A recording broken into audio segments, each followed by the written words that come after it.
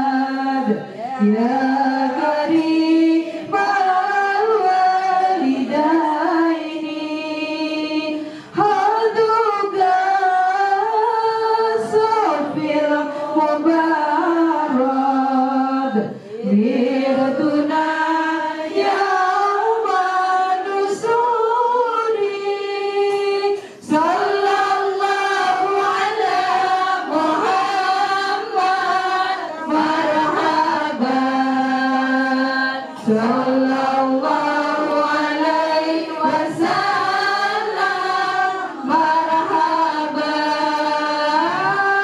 sallallahu ala Muhammad marhaban sallallahu alaihi wasallam marhaban Rabbi faghfir li dhunubi ya Allah bi barakatil hadi Muhammad ya Allah Rabbi faghfir li dhunubi ya Allah bi barakatil hadi Muhammad ya Allah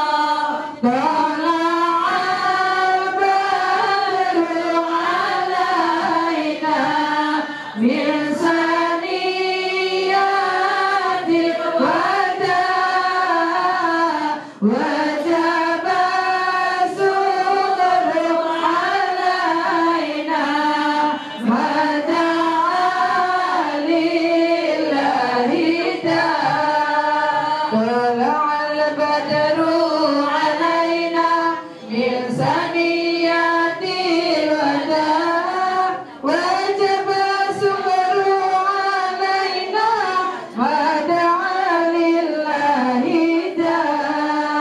صلى الله على محمد صلى الله عليه وسلم صلى الله على محمد يا ربي صل وسلم يا نبي سلام عليك يا رسول سلام عليك يا حبيب سلام عليك صلوات الله عليك اللهم صل وسلم وبارك عليه وعلى آله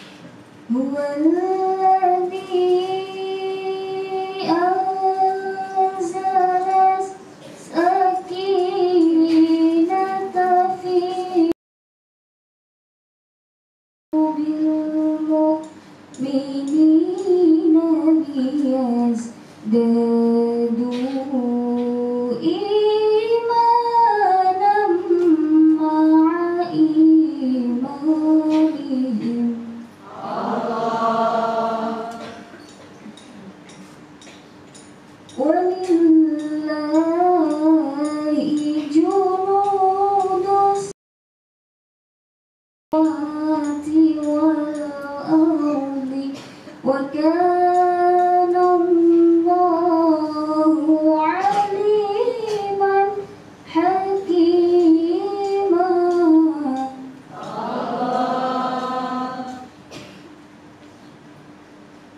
ليدخل المؤمنين والمؤمنات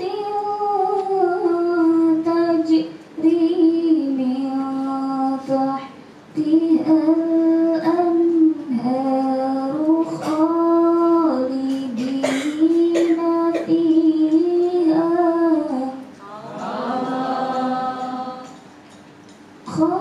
خالدين فيها ويكفر عنهم سيئاتهم وكان ذلك عند الله عظيما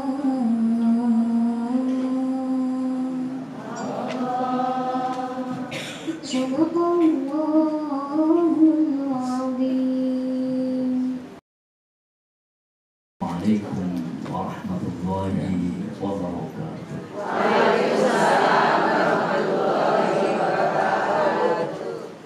Innal hamdalillah nahmaduhu wa nasta'inuhu wa nastaghfiruhu wa nastahdihi wa na'udzu billahi min shururi anfusina wa min sayyiati a'malina.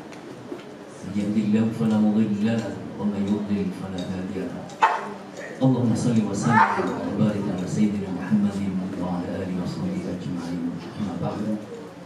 Untuk menyaksikan para alim, para ulama, para asatidzah melalui peringatan-peringatan yang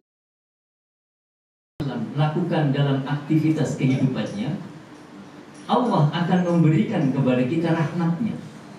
Melalui salawat kita kepada Rasulullah SAW, Allah akan berikan kita hidayah.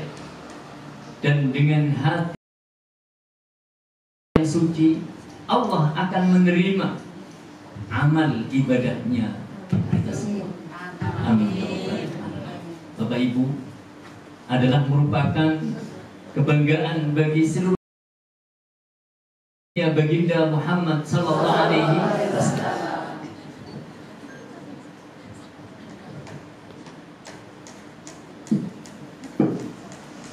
Kehadirannya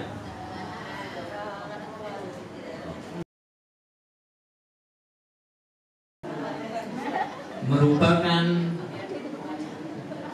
rahmat bagi seluruh alam.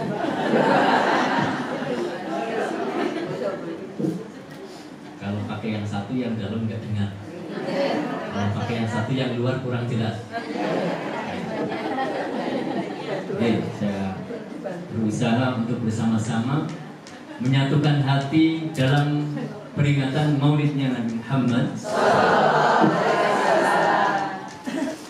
Bapak Ibu, kita dititipi oleh Allah Subhanahu wa Ta'ala namanya hati. Hati kita yang tahu hanya kita dan Allah Subhanahu wa Ta'ala. Jadi dengan baca salawat 4444, kalau bukan karena Allah, Allah pun tidak lihat, Allah pun tidak menerima. Kita kumpul di satu tempat yang mulia ini, yang ada adalah antara kita dengan Allah Subhanahu wa Ta'ala. Maka pertemuan kita mudah-mudahan Allah akan melihat selalu hati kita, karena ada kesucian dan karena ada harapan, karena Allah Subhanahu wa Ta'ala, dan dengan disebutnya nama kekasihnya, maka Allah akan selalu memperhatikan majelis ini. Amin. Bapak Ibu, hati kita adalah istana Allah, dan kita diberikan oleh Allah kesempatan untuk selalu menjaga istananya.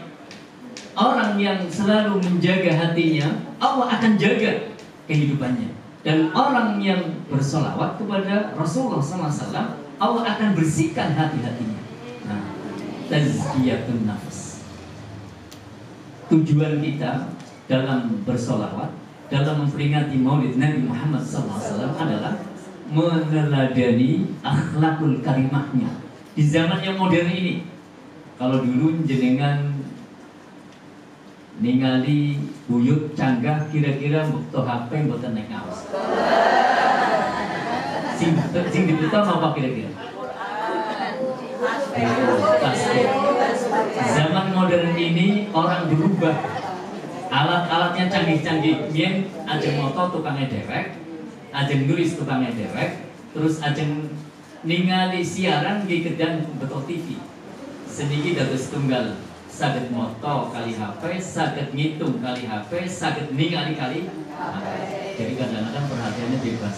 Akhirnya pudar, akhirnya boten serius. Akhirnya kadang-kadang dolanan HP tok. Maka harus kita benahi bersama-sama akhlakul karimah yang Rasulullah SAW ajarkan kepada kita adalah zuhud. Mudah-mudahan melalui peringatan Maulid Nabi ini Allah akan titipkan sifat baiknya Rasulullah kepada kita, sehingga kita bersama-sama akan menang dalam melaksanakan ujian dan lulus dalam kehidupan ini. Kemudian kita mendapatkan kemenangan yang hakiki adalah di surganya Allah. Amin. Mari kita bersalawat kepada Rasulullah. Salawat tibil qulubnya. Monggo san-san tibil qulub. Allahumma sholli ala sayyidina Muhammadin tibil qulubi wa dawaiha wa afiyatil abadani wa shifaiha wa nuril absari wa riyaiha wa ala alihi wa sahbihi wa sallim. Zuhud secara bahasa ini kalau anak-anak milenial bilang move on dari dunia, fokus jenengan sholawat fokus dunia apa akhirat? Mumpung gitu. Mengenai suaranya buatan dialog kadang-kadang orang harus ngalem. Move on dunia dan fokus apa yang kita harapkan tujuannya adalah kecintaan Allah akan dititipkan kepada kita. Ketika orang telah dititipi oleh Allah Subhanahu wa taala rasa cinta, mahabbah kepada Allah, sholawatnya itu karena ingat Allah, bukan karena ingat undangan siapa yang undang. Yang kemudian adalah mendapatkan hidayah, ini yang paling mahal. Kemudian adalah meraih syafaatnya, mendapatkan rahmat dan ridhonya. Ya, ini Bapak Ibu memperingati Maulid Nabi, tentunya kita adalah mengulang kembali pelajaran tentang sejarah kelahiran baginda Muhammad SAW yang ditunggu-tunggu oleh alam semesta. Masa kelahirannya adalah lahir di kota. Harinya hari tanggal 12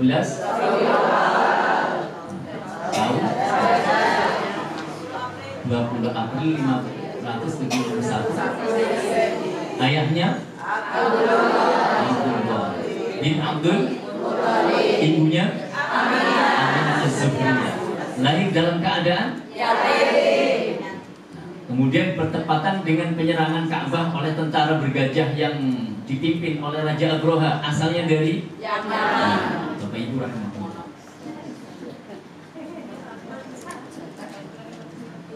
Peperangan ini dari dulu sampai sekarang menjadikan orang-orang yang bermartabat akhirnya kehilangan kedudukannya. Orang-orang yang kaya takut kehilangan hartanya.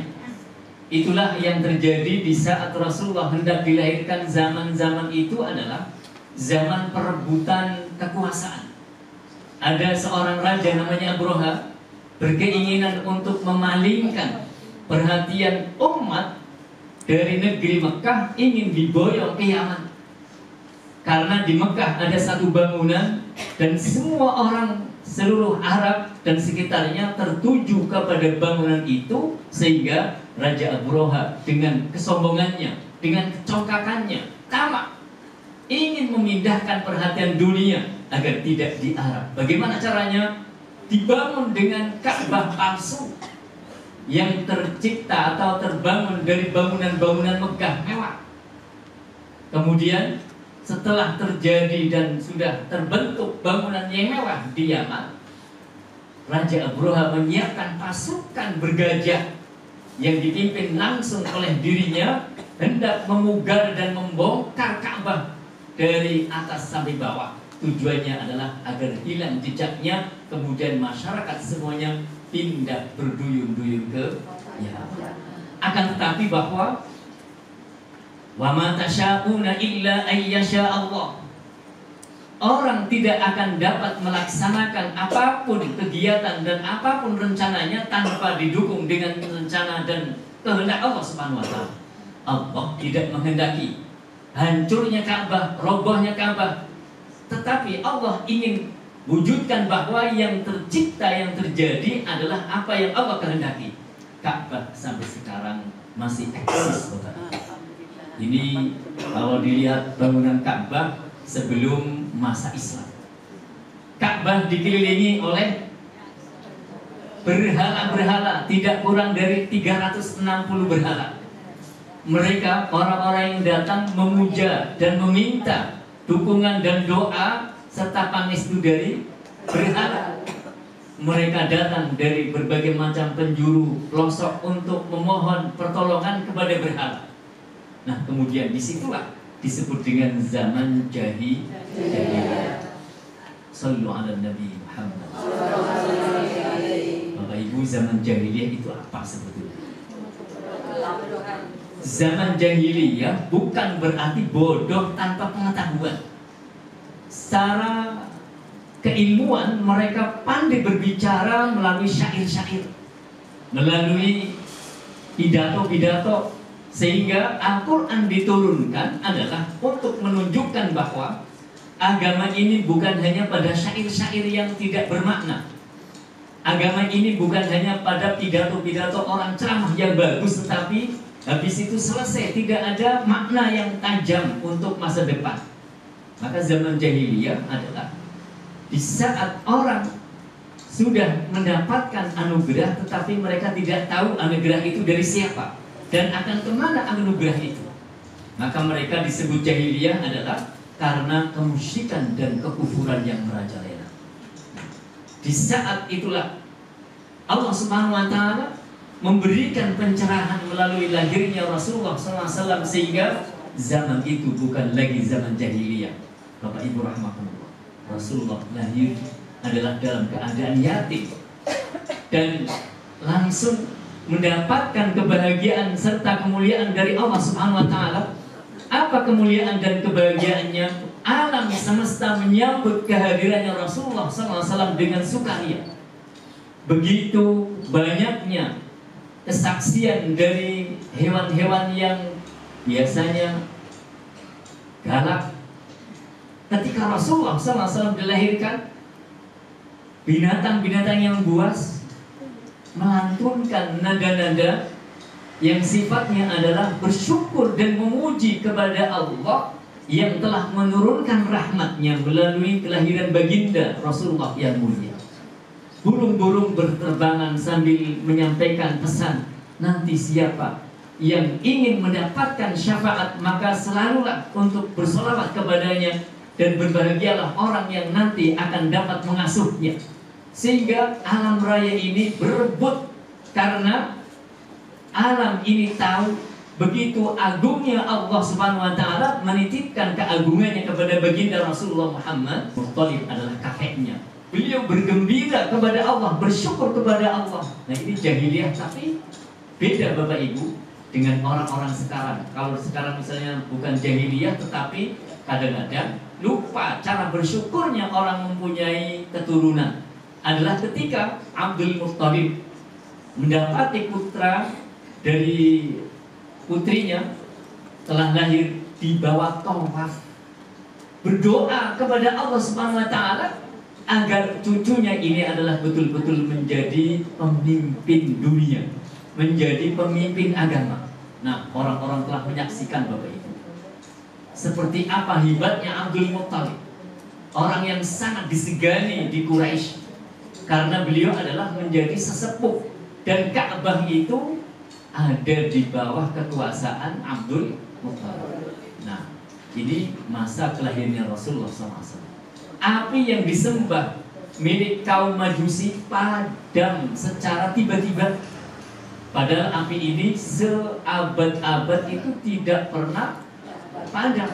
Datangnya Rasulullah memadamkan api kezaliman adalah merupakan tanda kebesarannya Allah yang Allah titipkan kepada Nabi Muhammad SAW. Nah, Bapak Ibu, kalau kita memperingati Maulid, salah satunya adalah kita meneladani sifat-sifat yang dimiliki oleh baginda. Apa saja Bapak Ibu? Siddiq, amanah, tabligh, fatonah. Nah, ini adalah sifat yang selalu melekat pada pribadi beliau. Siddiq dalam ucapan, selalu benar. Apapun yang disampaikan oleh Rasulullah dapat dibuktikan. Dari zaman pertama beliau sampai zaman akhir ini, apa yang disampaikan oleh Rasulullah? Contohnya, sumu tasihu, berpuasalah kalian maka kalian sehat. Bapak Ibu yang sekarang kayaknya kurang sehat-sehat, coba Senin puasa, Kamis puasa. Ini banyak sekali yang sudah mempraktekkan. Apa yang disampaikan oleh Rasulullah adalah merupakan sabda, adalah merupakan wahyu. Wa ma yantiqu 'anil hawa in huwa illa wahyu. Nah, sifat Kanjeng Nabi yang sering banyak diabaikan oleh umatnya. Shallu ala Nabi Muhammad. Apa saja itu? Adalah zuhud dan wara. Ini dua sifat yang harus kita teladani. Mudah-mudahan di zaman modern ini dengan mengedepankan zuhud dan wara, insya Allah kita selamat dunia dan akhirat. Bapak Ibu rahimana wa rahimakumullah. Zuhud itu apa sebetulnya? Zuhud itu artinya adalah meninggalkan perkara-perkara yang tidak mendatangkan manfaat kelak di negeri akhirat. Apa saja yang tidak bermanfaat di akhirat itu ditinggalkan. Itu namanya orang zuhud. Siapa misalnya? Orang yang selalu dalam pikirannya kepuasan, kenikmatan, tapi ujungnya dunia, maka berarti bukan orang zuhud. Orang zuhud itu bukan berarti orangnya tidak boleh kaya. Orang zuhud boleh kaya. Orang zuhud bukan berarti nggak boleh punya mobil, boleh punya mobil. Bukan berarti rumahnya harus gubuk, enggak. Nah, apa yang pernah dituliskan oleh Imam Hasan Al-Basri tentang zuhud itu? Kunci yang sangat kuat agar kita mempunyai pribadi yang zuhud sebagaimana Rasulullah miliki. Setunggal adalah yang dimiliki oleh Imam Hasan Al-Basri. Satu prinsipnya, aku tahu rizkiku tidak akan diambil oleh orang lain, maka hatiku tenang. Kata si bingung ya? Orang yang sudah tahu rizkinya adalah ada di tangan Allah Subhanahu wa Ta'ala, maka dia akan menggantungkan kepada Allah ketenangannya, bukan kepada rizki. Karena rizki itu dari Allah Subhanahu wa Ta'ala, maka dia tidak pernah bingung jika misalnya kok nggak dapat bagian dari ini. Karena yang jelas Allah Subhanahu wa Ta'ala adalah pemberi rizki. Ketika ada orang lain yang kaya, maka dia pun tidak menjadi hasad, karena tahu bahwa rizkiku tidak pernah akan diambil oleh orang.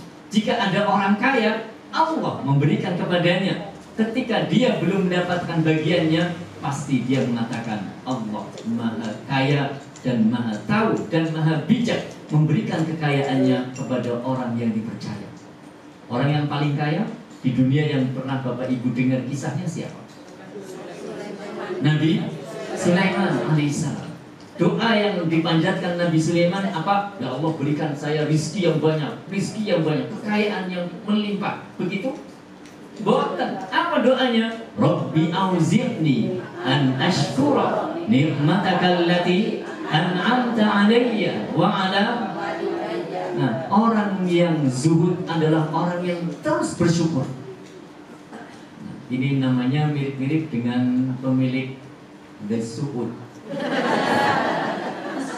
Namanya juga ibu, insya Allah orangnya zuhud. Jamaahnya semuanya menjadi orang-orang yang zuhud juga.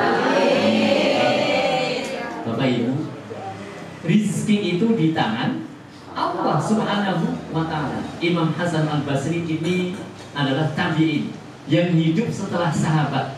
Beliau banyak belajar dengan para sahabat-sahabat. Beliau hidup di negeri Irak. Perkataannya yang kedua, aku tahu amalanku tidak akan dilaksanakan oleh orang lain, maka aku sibukkan diri untuk melakukannya. Subhanallah. Jenengan sholat nopo nate perintah teng konco saat aku titip sholat yang anak. Betul nggih? Salawat naria jenengan nanti titip tolong aku bacakan 100. Hasan Al-Basri mengatakan bahwa kuncinya zuhud adalah amalanku adalah untukku. Allah Subhanahu wa ta'ala memberikan kekuatan melalui lisan, melalui hati, melalui tangan, melalui pendengaran, melalui peninggalan adalah untuk beramal. Maka itu tidak akan dilakukan oleh orang lain.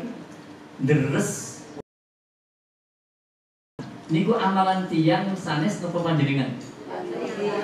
Masing-masing. Jadi wawun dahulu jenengan tahajud nopo mboten? Tahajud. Sibuknya kita kebaikan karena tahu kebaikan ini bukan untuk orang lain. Maka walaupun orang lain sudah melakukan, tidak merasa cukuplah tetanggane mau sing tahajud. Dakoh, saya mah cuma lihat saja. Enggak seperti itu. Orang zuhud adalah orang yang selalu tahu bahwa amalannya adalah untuk dirinya. Maka tidak pernah melihat, wah hari ini sudah banyak banget orang yang datang ngaji, berarti mewakili keluargaku. Itu tidak.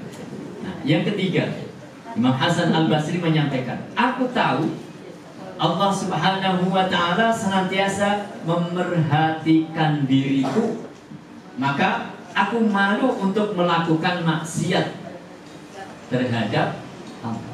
Bapak Ibu merasa, ibu-ibu merasa diperhatikan dengan Gusti Allah nomor kadang kelalaian, kadang kemudian. Imam Hasan Al-Basri menyampaikan bahwa Allah itu sami'un basirun, maha melihat lagi maha mendengar, alimun bidatis sudur. Bagaimana mau maksiat kepada Allah? Allah melihat apa yang kita lakukan, Allah tahu apa yang kita inginkan.